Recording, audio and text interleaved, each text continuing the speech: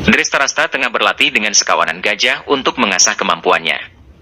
Masyarakat Hastinapura dan juga Ratu dari Hastinapura ikut menyaksikan tontonan dari pangeran tersebut. Drestarasta menunjukkan kemampuannya dengan melompati gajah dan memukulnya, namun salah satu gajah sempat menjatuhkan Drestarasta hingga tersungkur ke tanah. Hal tersebut membuat suarakan dari masyarakat semakin menggema di arena bermain kerajaan. Drestarasta terus menunjukkan kemampuannya dengan keberhasilannya menunjukkan aksi memukau. 4 kawanan gajah tersebut diseret Drestarasta dengan rantai besi hingga ke patoknya. Namun ada satu gajah yang terlepas dari ikatan rantai tersebut dan berlari untuk menyongsong Drestarasta. Beruntung Pandu segera datang dan menaklukkan gajah tersebut. Namun hal tersebut membuat Drestarasta merasa tidak senang dengan bantuan dari Pandu. Setelah selesai latihan dengan para gajah tadi, Drestarasta melakukan relaksasi di dalam istana dengan dipijit dan diobati oleh para pelayan dan tabib. Tidak berselang lama Pandu datang lalu disusur oleh Widura yang membicarakan terkait kriteria seorang raja. Drestarasta menganggap menjadi kakak tertua sudah cukup untuk menjadi raja, namun Widura mengatakan bahwa kemampuanlah yang akan membawa seseorang menjadi raja. Drestarasta kembali menunjukkan emosinya ketika berbicara hal demikian. Widura pamit untuk meninggalkan ruangan tersebut kepada kakak tertua dan juga saudaranya yaitu Pandu. Di ruang latihan lain, Drestarasta kembali menunjukkan kemampuannya dengan melontarkan pisau ke arah yang tepat sasaran. Dalam ruangan tersebut hanya ada Pandu dan juga Drestarasta. Drestarasta mengatakan bahwa Widura iri dengan mereka berdua karena Widura adalah putra pelayan dan bukan putra dari Raja Wicitrawirya. Pandu ingin menenangkan kakaknya dengan mengatakan bahwa Widura merupakan saudaranya juga, di mana hal itu juga disetujui oleh pamannya dan juga ibu ratu. Namun Drestarasta tetap menyimpan kedengkian terhadap Widura dan terus membayangkan dirinya sebagai raja di Raja Hastinapura. Di sisi lain, Putri Gandari tengah bahagia dengan harapan masa depan yang cerah dengan menikahi Raja Hastinapura. Namun hal itu justru membuat kedua orang tuanya yaitu Raja Subala dan juga Ratu Sudarma merasa khawatir ketika Gandari mengetahui takdir apa yang sedang menantinya. Mereka juga khawatir untuk terus menyembunyikan hal ini dari Gandari. Apalagi mengingat Sangkuni sangat sayang kepada adiknya dan bukan tidak mungkin Sangkuni akan menolak keras apa yang akan terjadi. Sangkuni yang masih di dalam perburuan dan akan segera pulang ke kerajaan tengah berusaha naik dari jurang dengan seutas tali dari prajuritnya. Karena tali tersebut hampir putus dan tali tersebut dianggap hanya mampu menahan beban satu orang saja, akhirnya Sangkuni menjatuhkan prajuritnya. Sangkuni pulang dari perburuan khususnya dengan jalan menaiki tebing. Setelah sampai di atas, ia dan para prajuritnya berhenti di suatu tempat. Disitulah Sangkuni mendapat ide untuk membawakan kunang-kunang yang banyak sekali. Pada waktu itu juga Sangkuni mendapat kabar dari Raja Wali miliknya yang berisi bahwa telah datang lamaran kepada saudarinya oleh Hastinapura. Sangkuni dan para prajuritnya pun bergegas untuk pulang ke kerajaan Gandhara. Di sisi lain di Hastinapura, Bisma telah sampai kembali di Hastinapura dengan disambut para rakyatnya yang terjadi berita simpang siur antara menyerang Gandhara yang ternyata adalah untuk melamar dan bukannya melakukan peperangan. Setibanya di kerajaan Hastinapura, Bisma menyampaikan kabar yang bagus itu kepada seluruh anggota istana termasuk Ratu Setyawati, Dewi Ambika dan Ambalika, tidak terkecuali Drestarasta, Pandu dan Widura. Di tengah malamnya, Pandu dan Drestarasta tengah bertemu di sidang istana. Di depan singgasana raja, keduanya mengatakan banyak hal terkait cerita-cerita masa kecil Drestarasta. Ia juga mengatakan kepada Pandu bahwa istrinya akan menjadi mata dari Drestarasta yang akan selalu ada. Pandu mengatakan bahwa ia juga bisa menjadi mata bagi kakaknya tersebut. Namun Drestarasta mengatakan bahwa Pandu tidak bisa selalu di sisinya, mengingat dia akan sering pergi untuk berperang ataupun bersenang-senang. Di kerajaan Gandhara, Gandari dan juga Sukda tengah berbincang-bincang mengenai kerajaan Hastinapura yang diceritakan agung dan kaya. Tidak lama mereka berbincang-bincang, ada kiriman dari Pangeran Sangkuni yaitu sebuah wadah yang berisi kunang-kunang yang akan menyinari gelapnya kamar Gandari. Gandari merasa begitu senang dan ingin menyambut kakaknya.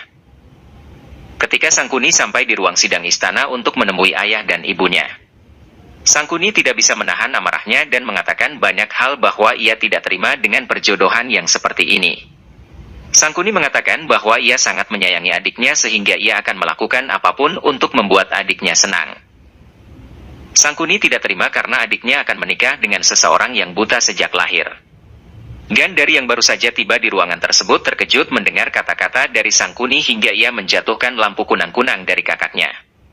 Hal tersebut membuat keluarga kerajaan Gandara sama-sama menghadapi kebingungan yang besar.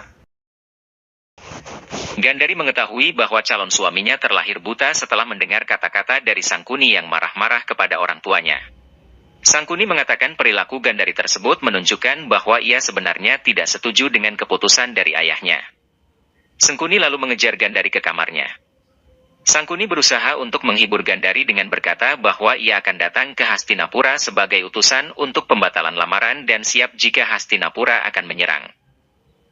Gandari mengatakan bahwa ia telah bermimpi terlalu jauh dan kini telah hancur berkeping-keping karena mengetahui hal yang tidak sesuai dengan impiannya. Sangkuni merasa iba dengan apa yang dirasakan oleh adiknya tersebut.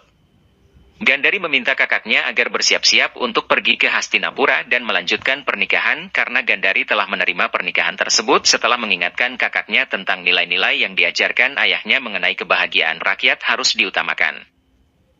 Sangkuni tetap merasa tidak bisa menerima pernikahan tersebut meski adiknya telah menerima.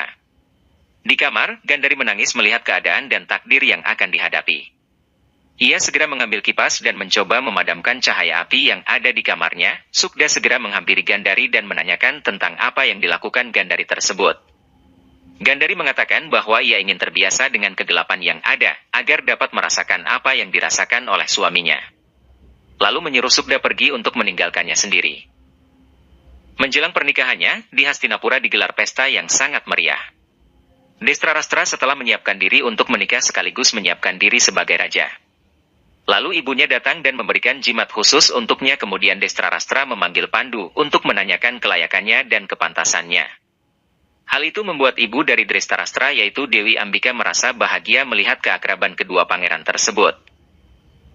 Di ruang pernikahan Hastinapura, pesta meriah terus berlanjut hingga kedatangan para anggota kerajaan Hastinapura dimulai dengan kehadiran Bisma dan Widura lalu disusul Destrarastra dan Pandu, juga Satyawati, Ambika dan Ambalika.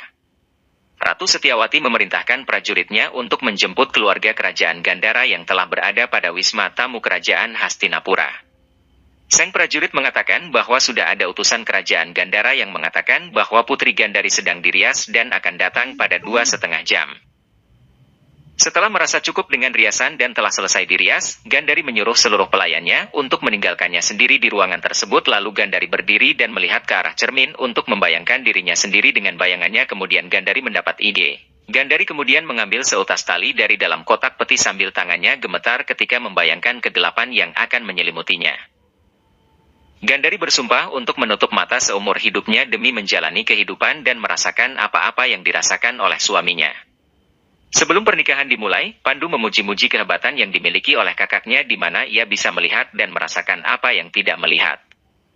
Destrarastra mengatakan bahwa Pandu tidak bisa melakukan hal yang ia lakukan karena Pandu tidak terlahir dengan buta. Kedua pangeran itu terlihat sangat akrab. Ketika pesta pernikahan digelar, keluarga Gandara memasuki ruang pernikahan. Destrarastra mengatakan kepada Pandu bahwa ia telah mendengar suara dari gelang kaki calon istrinya tersebut. Namun tidak lama justru seluruh orang-orang yang ada di dalam ruangan tersebut terdiam dan menjadi senyap. Hal tersebut membuat Destrarastra kebingungan dan menanyakan hal tersebut kepada Pandu. Pertanyaan tersebut membuat Pangeran Pandu kebingungan untuk menjawabnya. Ketika semua orang bingung termasuk Pandu dan Destrarastra, Ratu Satyawati sedikit marah melihat aksi dari Gandari yang menutupi matanya tersebut dan menganggap perbuatan itu sebagai penghinaan bagi bangsa Kuru. Raja Subala mencoba menjelaskan kepada Ratu Satyawati terkait sumpah yang diambil oleh putrinya tersebut. Destrarastra nampak sangat marah dan tanpa pikir panjang ia menolak Gandari seketika itu. Gandari memohon izin kepada seluruh hadirin untuk menjelaskan alasan dibalik keputusan besarnya untuk menutup matanya seumur hidup. Gandari menjelaskan bahwa ia ingin merasakan apa yang dirasakan suaminya, karena seseorang tidak akan bisa merasakan tanpa menjalaninya secara langsung. Bisma membujuk Gandari agar membatalkan sumpahnya, namun Gandari tetap enggan untuk membatalkan sumpahnya dan mengatakan bahwa Bisma lebih paham tentang nilai dari sumpah. Debat kusir antar dua kerajaan tak kunjung menemui titik temu hingga akhirnya Ibu Ratu Satyawati meminta kepada Guru Kripa untuk memberikan solusi dari permasalahan ini. Sang Brahma tersebut mengatakan bahwa ketika suami dan istri tidak memiliki keserasian maka keturunannya akan tidak sesuai. Namun demi menghormati sumpah, maka Guru Gripa menyarankan agar Pangeran Destarastra menerima Putri Gandari sepenuh hati. Kemudian pernikahan keduanya pun dilangsungkan dengan hikmat dan penuh haru. Pada malam harinya, Gandari yang ditemani Sukda menanyakan perihal penampilan Gandari tersebut. Ketika Sukda mengatakan bahwa perhiasan Putri Gandari sangat menawan dengan berbagai macam berlian dan rubi, namun Putri Gandari khawatir jika itu akan mengingatkan suaminya kepada kebutaannya. Bisma merasa bersalah terkait dengan pernikahan Gandari dan Destrarastra. Hal tersebut membuat ia datang kepada ibunya yaitu Dewi Gangga. Pada kesempatan itu Bisma menanyakan kepada ibunya terkait kesalahan yang telah ia perbuat, dan dijawablah bahwa apa yang dilakukan Bisma itu sudah benar dan putra Gangga tersebut tidaklah melakukan kesalahan. Di Hastinapura, Dewi Ambika dan Dewi Ambalika saling bercengkrama terkait sudut pandang terhadap sumpah yang diambil oleh Gandari. Ambalika mengatakan bahwa ia setuju dengan pendapat Guru Kripa bahwa penghormatan terhadap sumpah haruslah dilakukan. Di sisi lain Dewi Ambika menanyakan apakah Gandari melakukan pengorbanan atas sebagai bentuk lain dari protes karena ia merasa telah banyak pengorbanan dari para wanita pada kerajaan ini. Dan menurut Ambika yang terpenting adalah sudut pandang dari Destrarastra. Di malam pertamanya ini, Destrarastra yang sudah ditunggu Gandari di kamar ingin menguji Gandari. Lalu ia meminta Gandari untuk menghampirinya. Gandari yang belum terbiasa untuk menutup mata berjalan dengan sangat hati-hati namun tetap menabrak benda di sekitarnya. Hal tersebut membuat Destrarastra kecewa sekaligus marah dengan sumpah yang diambil Gandari. Destrarastra memerintahkan Gandari untuk membuka penutup matanya tersebut, namun Gandari menjawab bila ia membuka matanya maka ia akan segera masuk ke dalam api suci. Hal tersebut membuat jengkel Destrarastra yang demi menghormati tradisi ia bahkan sudah menyiapkan perhiasan khusus untuk mempelai wanita di kerajaan yang pada akhirnya Destrarastra membuang benda tersebut di kamarnya. Pada malam itu pula, Bisma dan Ratu Satyawati membicarakan tentang persiapan pengangkatan Raja, Jenderal dan Perdana Menteri Kerajaan. Ratu Satyawati memaksakan bahwa Destrarastra hanya bisa menjadi raja dan tidak bisa menjadi jenderal. Ia meyakinkan Bisma bahwa Pandu akan menjadi jenderal yang hebat untuk melindungi kakaknya. Ia juga bisa menerima bahwa Widura akan dijadikan sebagai Perdana Menteri. Namun Bisma mengkhawatirkan bahwa jikalau Destrarastra sudah dinobatkan menjadi raja namun tidak mengangkat Widura sebagai Perdana Menteri karena Destrarastra terlihat menganggap Widura berbeda. Kemudian Ratu Satyawati meyakinkan kepada Bisma bahwa akan dilakukan pengobatan jenderal dan perdana menteri sebelum dilaksanakannya penobatan Raja baru Hastinapura. Keesokan harinya, Widura datang kepada Bisma untuk meminta izin sekaligus meminta wajangan terhadap jabatan yang akan diemban olehnya yaitu sebagai Perdana Menteri. Bisma mengatakan bahwa ia harus memilih kebenaran karena dengan itu ia akan mendapatkan cahaya dan cinta. Sedangkan Pandu juga meminta izin dan meminta doa kepada ibunya. Dewi Ambalika mendoakan Pandu agar posisi yang diemban akan bersinar layaknya singgasana kerajaan. Di sisi lain Destrarastra sudah membayangkan dirinya menjadi raja dengan banyak penghormatan dan pujian dari rakyatnya. Destrarastra sedang membayangkan ketika ia menjadi raja di Hastinapura. Tiba-tiba Gandari dan Sangkuni datang. Destrarastra langsung naik pitam dan menanyakan siapa yang datang. Gandari yang hampir saja berkata-kata ditahan oleh kakaknya. Kemudian datanglah Ratu Ambika yang mengajak putranya agar segera bersiap dan sampai di istana setelah prosesi sumpah dari Pandu dan Widura. Ratu Ambika kemudian mengajak Gandari untuk juga segera menuju istana. Dengan nada ketus Destrarastra meminta ibunya agar memberitahu Gandari supaya tidak menyertainya. Karena ia tidak ingin kecepatannya terhambat, kemudian Destrarastra pergi berlalu. Sangkuni menenangkan Gandari dan mengatakan bahwa tak perlu mengejar dan pangeran dari Kuru itu tidak bisa duduk di singgasana tanpa Gandari. Di ruang sidang istana Hastinapura, Pandu dan Widura memasuki ruangan untuk mengambil sumpah jabatan sebagai jenderal dan perdana menteri. Secara bergantian Widura dan Pandu mengucapkan sumpah jabatan. Widura memulainya dengan kata-kata dan sumpahnya. Widura akan menanamkan keadilan dalam kecerdasannya. Mendapatkan kebenaran dan mematuhinya untuk selamanya. Mendapatkan kebenaran dalam hidupnya serta menerima tahta Hastinapura sebagai tuan dan junjungannya. Widura juga bersumpah bahwa semua hubungan dan keinginannya akan menjadi yang kedua dan ia akan lebih berani dan tegas dalam menjalankan tugasnya. Kemudian giliran Pandu yang mengucapkan sumpahnya. Pandu memulai bahwa ia akan menanamkan dedikasi dalam kecerdasannya. Yang akan memiliki kesabaran dan keberanian. Pandu juga bersumpah akan melindungi rakyatnya dan memimpin dalam kebenaran. Kemudian Pandu dan Widura sama-sama mengucapkan bahwa keduanya akan hidup dalam penuh perjuangan. Pangeran Destrarastra masuk ruang sidang. Sang pangeran yang telah bersiap segera naik untuk menemui Bisma yang sudah menunggunya di dekat singgasana. Ketika Bisma akan menyerahkan pedang sebagai simbolis penobatan raja, tiba-tiba Widura menghentikannya dan mengatakan bahwa seseorang yang buta sejak lahir tidaklah pantas untuk menjadi raja dan ini tertulis di kitab Hastinapura. Mendengar hal yang demikian membuat seluruh anggota istana tertegun. Ratu Satyawati mempertanyakan tentang hal tersebut namun Widura segera menjawab dengan jelas.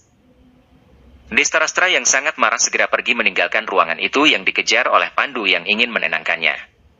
Bahkan Pandu dituduh bersekongkol dengan Widura untuk menggulingkan Destrarastra. Destrarastra menuduh bahwa Pandu ingin menjadi raja. Kewajiban Destrarastra menyuruh Pandu agar pergi sebelum kemarahannya dapat membunuh Pandu. Destrarastra pergi begitu saja meninggalkan Pandu. Perdana Menteri Widura menjelaskan bahwa dalam memimpin kerajaan, dibutuhkan seorang raja yang benar-benar lengkap demi kemakmuran rakyatnya. Ratu Satyawati mempertanyakan tentang hak Destrarastra karena ia adalah anak tertua dari dinasti ini. Dengan jelas Widura menyatakan bahwa hak tersebut tetap ada ketika ada kesetaraan dari semua anak, namun dengan kondisi seperti ini maka anak yang lain juga bisa mendapatkan hak-hak tersebut. Kemudian Pangeran Sangkuni dengan santainya mempertanyakan kepada Widura terkait siapakah yang layak menjadi raja, bukankah kau sendiri Widura? Bisma yang agung mencoba menahan Pangeran Sangkuni agar tidak ikut campur. Namun Ibu Ratu Satyawati juga menginginkan jawaban yang jelas dari Widura. Maka oleh karena itu, Widura menyarankan agar Pandu bisa dinobatkan menjadi raja. Pandu yang baru saja kembali mengejar Destrarastra dan mendengar hal tersebut membuatnya tertegun dan geleng-geleng kepala karena merasa dirinya tidak ingin mengambil hak kakaknya. Setelah meninggalkan sidang Hastinapura, Destrarastra melampiaskan kemarahannya dengan istrinya. Ia merasa telah diperlakukan tidak adil oleh keluarganya dengan menganggap Pandu telah melakukan konspirasi dengan Widura untuk mengkudeta posisinya sebagai raja. Di sisi lain, pada sidang Hastinapura pasca ditunjuknya Pandu sebagai raja, ia merasa dilema atas keputusan Widura. Karena dari sejak lahir Pandu telah menganggap dirinya sebagai pelayan dari kakak tertuanya Destrarastra. Namun dalam dilema tersebut, semua orang yang hadir dalam sidang meminta agar Pandu mau dinobatkan sebagai raja. Termasuk Bisma yang agung meminta Pandu untuk bersedia dinobatkan sebagai raja. Penobatan Pandu pun dimulai, dan Pandu mulai saat itu menjadi raja dari kerajaan Kuru. Di tempat lain dalam Hastinapura, Sangkuni merasa semua keputusan untuk penobatan Pandu menjadi raja sebagai penghinaan terhadap kerajaannya. Dia menolak untuk diajak kembali ke Gandhara oleh ayahnya Raja Subala, karena ia merasa penghinaan terhadap adiknya Gandhari harus dibalaskan. Ia pun menusuk pahamnya dengan sebuah belati dengan maksud sebagai tanda di mana pembalasan sakit hatinya dimulai.